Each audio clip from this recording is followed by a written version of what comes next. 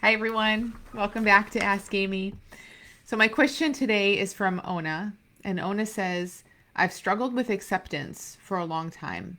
I somehow see myself as a misfit amidst people, especially at my workplace and at social gatherings.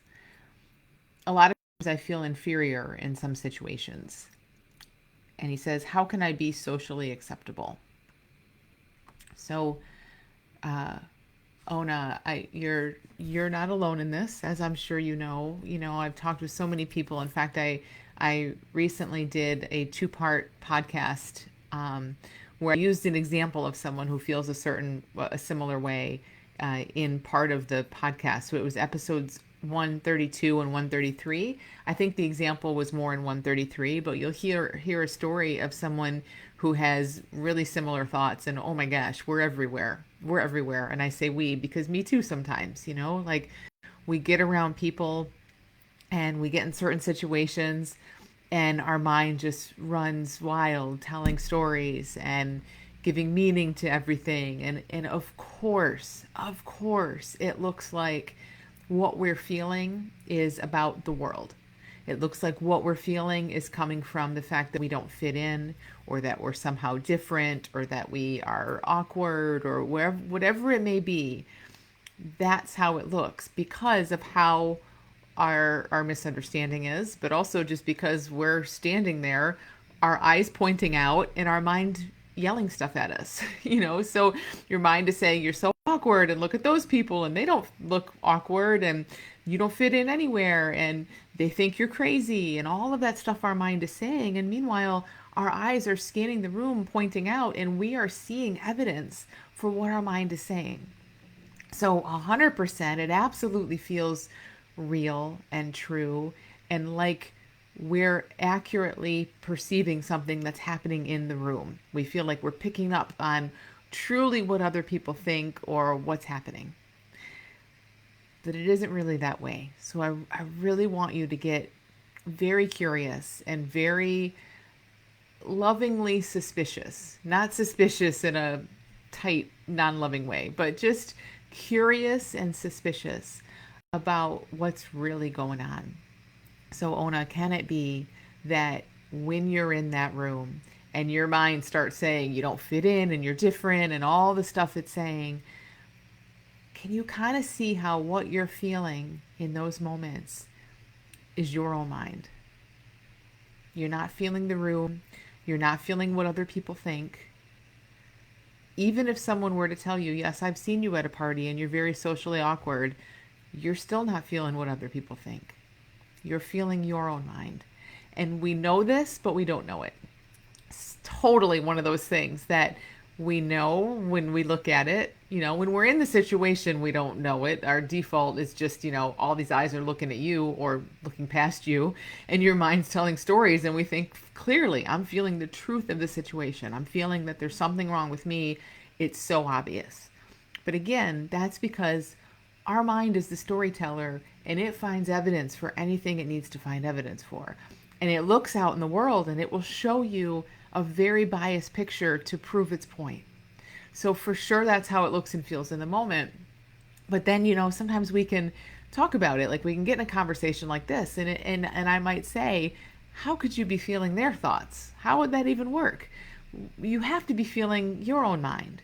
And you can say, and I'm not putting words in your mouth, but this is what people tend to say, uh, yeah, okay, I'm feeling my mind, but my mind is an accurate representation of what's happening in the room. Or I'm feeling my mind, but people have told me before, yeah, you look really awkward and you don't look comfortable and all of that. But again, that's the same thing. That doesn't give it any more validity or any more accuracy. We're still feeling our own mind. So our mind will still remember what people said and present that back to us in a way that hurts, in a way that is not just a fact. It's a way that is full of meaning and story about who we are and what it means about us. That's what hurts us. Not that we don't fit in a room. Everyone on the face of this planet has had that experience. And it's a neutral experience before a story comes in and makes it a very painful experience. Everyone has felt like a misfit, or they are awkward, or they don't know what to say at times, even if it's just once or twice in your life, or if it's every single day, every moment of every day,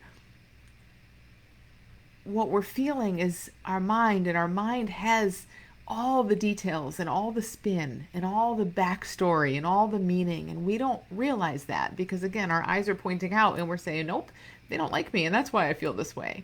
But again, I really want you to see if you can feel into this bigger sense of this, that you're feeling a story your mind is playing out.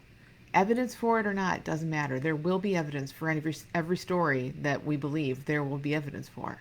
That's irrelevant. In each and every moment, anywhere we are, in any moment of our lives, we are feeling the story our mind is spinning. It's the only thing we can feel. So the thing is, when we believe that it's coming from out there, it really, really hurts. And we start to feel very stuck in it and very lost in it. So you go to a party, you feel kind of awkward. Me too. You're not good at small talk. Me neither. And your mind starts saying, you're so different. You're so awkward. This is so horrible. And if it really looks true, and it looks like, yep, look at all those people are looking at me strange and I don't fit in here, what are you going to do? You're going to feel worse. You're going to be believing all this. And then in some ways we kind of confirm or create what we're afraid of, right? You kind of do feel awkward. Who has confidence to go up and start a conversation or to leave the stupid party if you don't want to be there? Who has the confidence to even do that when you're believing all this stuff? So in a weird way, we're still just believing our own mind stories, but we start to create them in a sense. But when you kind of can stand there and see, wow, listen to my mind. My mind is doing the same old, telling the same story it always tells when I'm in these kind of settings. This is my mind doing this. This has nothing to do with them or the party or anything else. There's a certain space that starts to show up. There's a certain onto itness that you tap into where you're still feeling it, you're still hearing it in your head, but you're onto it. It no longer looks like it's about them. That space is magic. That is where everything gets to start to look really, really different to you, where you're just seeing your mind tell these stories. And again, maybe still feeling them in a way that's kind of painful, but you know it's a story. And things begin to unravel for people very quickly from that sort of recognition. Now, you don't have to, again, have amazing deep recognition of it. I just want you to be curious about it. What if this is true? What if this is true?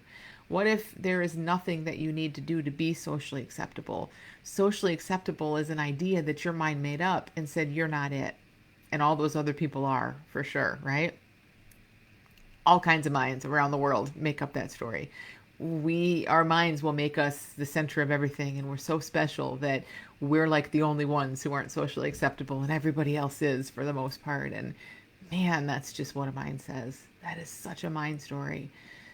But if you can just be even start by just being a little suspicious, a little curious about that story, and truly see it as a story that happens in your head that we believe, we fall into, I have no doubt that things are going to start to feel different from you. And look, as you're more relaxed and as you feel more confident and you're not believing the story so much, things will change in your behavior as well. But it isn't about that. It isn't about you going out and trying to be a socially acceptable person, because there is no need for that. The only reason you think that is because your mind is telling you that you're not that. I hope this makes some sense. See if you can just get a feel for what I'm pointing toward here. And I'm telling you, it can be so different, and you don't need to change. What will happen is you'll relax more and more of you will come out. That doesn't mean turning yourself into a socially acceptable person, whatever that means, because that's made up. No one even knows what that means. It means that you get to relax and you get to be you. Because right now, when we're all tense and we think, I'm so awkward, we're not us. We're just living in our thinking. So hope this is helpful. Please let me know. And thank you so much for sending your question. Because again, it's one that everybody struggles with in their own way at some point. And the podcast episodes I mentioned, again, were 132 and 133. It's about how it's a 2-part podcast about how our thinking is not personal. It's totally impersonal. Even though it's saying you're a social misfit and all of that stuff, it talks in personal language, but that we're thinking, the process of thinking, totally impersonal. And I walked through an example that's very, very similar to this, so it'll probably be helpful. So thank you so much for listening. Thanks for sending your question. If you guys have questions about anything at all, please send them my way. I love to speak to them here. You can send them to askamy@thelittleschoolbigchange.com. And I will see you back here on Monday. Thanks, everyone. Have a great week.